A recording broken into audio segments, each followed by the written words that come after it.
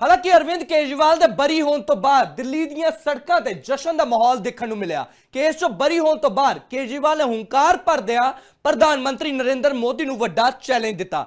ਦਲੀਲ ਅਤੇ ਤਰਕ ਇਹ ਰਹੇ ਕਿ ਪੀਐਮ ਮੋਦੀ ਅਤੇ ਅਮਿਤ ਸ਼ਾਹ ਨੇ ਸਾਡੇ ਖਿਲਾਫ ਸਾਜ਼ਿਸ਼ ਰਚੀ ਅਤੇ ਆਮ ਆਦਮੀ ਪਾਰਟੀ ਨੂੰ ਖਤਮ ਕਰਨ ਦੀ ਕੋਸ਼ਿਸ਼ ਕੀਤੀ। ਇਹੀ ਨਹੀਂ, ਕੇਜਰੀਵਾਲ ਨੇ ਚੈਲੰਜ ਦਿੱਤਾ ਕਿ ਹੁਣੇ ਹੀ ਦਿੱਲੀ ਵਿਧਾਨ ਸਭਾ ਚੋਣਾਂ ਕਰਾ ਲਓ, ਜੇਕਰ ਬੀਜੇਪੀ ਦੀਆਂ 10 ਤੋਂ ਵੱਧ ਸੀਟਾਂ ਆਈਆਂ ਤਾਂ ਸਿਆਸਤ ਨੂੰ ਅਲਵਿਦਾ ਆਖ ਦੇਣਗੇ।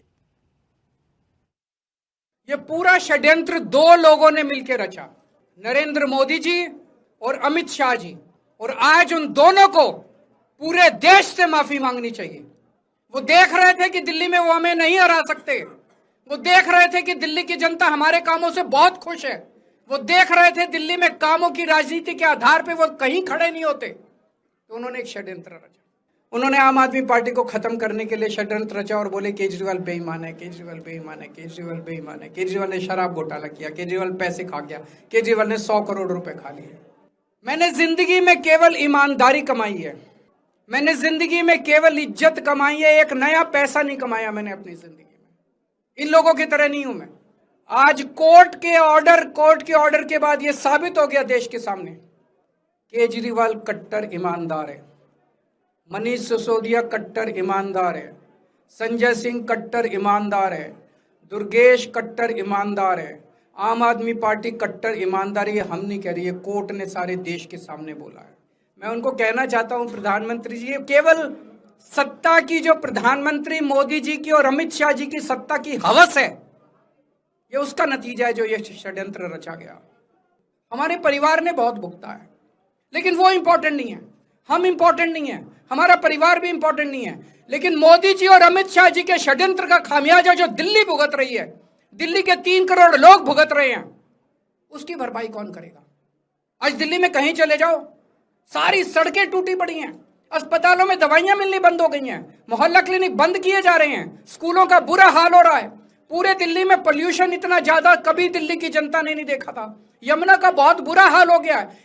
एक चीज बता जो तो दिल्ली में इन्होंने ठीक करी हो, पूरी दिल्ली का बेड़ा गर्क कर दिया। सबसे बड़ा खामियाजा मोदी जी और अमित शाह जी की सत्ता की हवस, उसका सबसे बड़ा खामियाजा दिल्ली के 3 करोड़ लोगों ने भुगता है। दिल्ली के लोगों से जाके पूछो। आज मैं चैलेंज करता हूं मोदी जी को, मोदी जी हिम्मत है दिल्ली में दोबारा चुनाव करा के दिखा दो, 10 से ज्यादा तुम्हारी सीट आ जाए, मैं राजनीति छोड़ दूंगा। तुम्हारी 10 से ज्यादा सीट आ जाए, मैं राजनीति छोड़ दूंगा। दिल्ली की जनता त्रस्त हो चुकी है तुम लोगों से। शराब घोटाला, भारतीय जनता पार्टी ने पिछले 4 साल से इस शब्द का भारतीय राजनीति में खूब इस्तेमाल किया। आज उसमें जो आदेश आया उस पर अभी चर्चा करेंगे।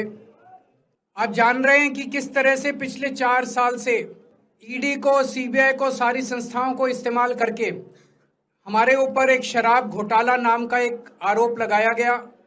सीबीआई ने, ईडी ने उसमें चार्जशीट फाइल की।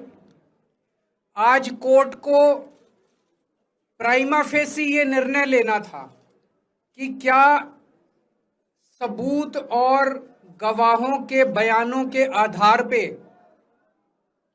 सफिशिएंट मटेरियल है कि इसमें मुकदमा चलाया जाए। अभी मुकदमा चला नहीं था।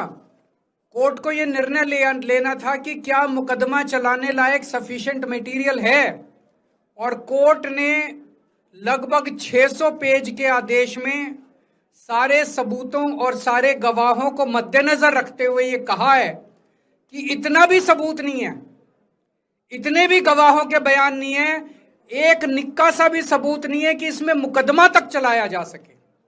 ले जाए, वो तो ले जाए, उनका हक है। सुप्रीम कोर्ट भी जाएंगे, हाई कोर्ट भी जाएंगे। जैसे निचली कोर्ट में न्याय हुआ, ऐसे ऊपरी कोर्ट में भी न्याय हुआ। जब कोई सबूत है ही नहीं, जब कोई गवाह है ही नहीं, तो ऊपर के कोर्ट में भी कहां से लाएंगे सबूत, कहां से लाएंगे गवाह? आज कोई छोटा मोटा उन्होंने डिस्चार्ज कर दिया है हमें। उन्होंने कहा कोई आरोप ही नहीं बनता। इन्वेस्टिगेटिंग ऑफिसर सीबीआई के ऊपर उन्होंने, कोर्ट ने टिप्पणी की है कि सीबीआई अपने दोषी अधिकारियों के खिलाफ डिसिप्लिनरी एक्शन, कभी ऐसा ऑर्डर देखा है?